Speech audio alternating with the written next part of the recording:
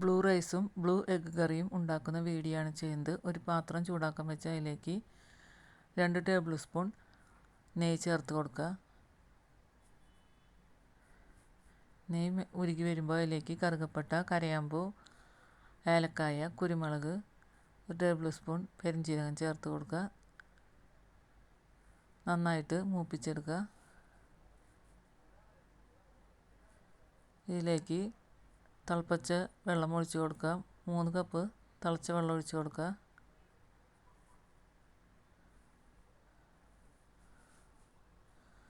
ഒരു കപ്പ് ശംഖുപുഷ്പം തിളപ്പിച്ച വെള്ളം ചേർത്ത് കൊടുക്കുക.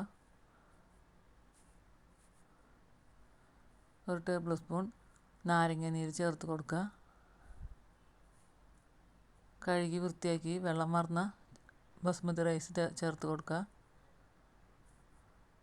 നന്നായിട്ട് ഇളക്കി കൊടുക്കുക. 3 കപ്പ് അരിയാണ് ഞാനിവിടെ കഴുകി വൃത്തിയാക്കി എടുത്തിരിക്കുന്നത്. അടച്ചു വെച്ച് നന്നായിട്ട് വേവിച്ചെടുക്കുക. 15 മിനിറ്റിന് ശേഷം അരിയെല്ലാം നന്നായി വെന്ത് നല്ല റെഡിയായി വന്നിട്ടുണ്ട്. അതിന് ശേഷം ഒരു പാത്രം ചൂടാക്കാൻ വെച്ച് അതിലേക്ക് ആവശ്യത്തിന് എണ്ണ ഒഴിച്ചു കൊടുക്കുക. അതിലേക്ക് ഇഞ്ചി, പച്ചമുളക്, വെളുത്തുള്ളി അരച്ച് ചേർത്ത് കൊടുക്കുക. അത് മൂത്ത് വന്നതിന് ശേഷം 2 സവാള അരിഞ്ഞ് ചേർത്ത് കൊടുക്കുക. കറിവേപ്പില ചേർത്ത് കൊടുക്കുക. നന്നായിട്ട് മിക്സ് ചെയ്ത് കൊടുക്കുക.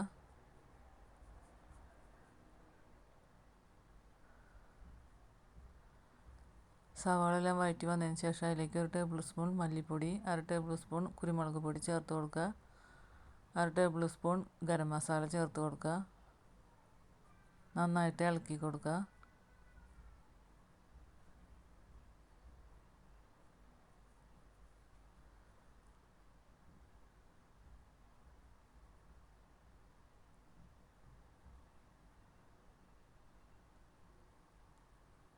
നാരങ്ങ നീര് പിഴിഞ്ഞൊഴിക്കുക.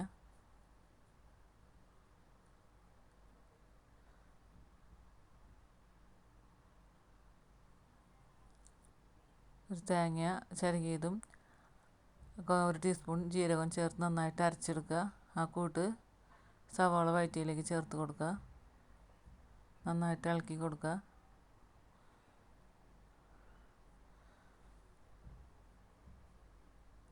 വെള്ളത്തിനായിട്ട് അല്പം മിക്സിയുടെ ജാറ് കഴുകി വെള്ളം ചേർത്ത് കൊടുക്കുക.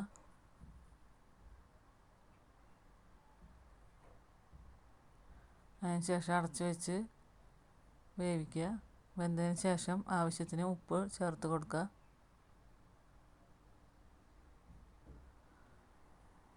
നന്നായിട്ട് ഇളക്കി കൊടുക്കുക. ഇതിലേക്ക് നമ്മൾ പുഴുങ്ങി വെച്ചിരിക്കുന്ന മുട്ട ചേർത്ത് കൊടുക്കുക. ഈ മുട്ട ശംഖുപുഷ്പം തിളപ്പിച്ച വെള്ളത്തിൽ 1 മണിക്കൂർ നേരം ഇട്ട് വെച്ച നീല കളറാക്കി എടുത്തതാണ്.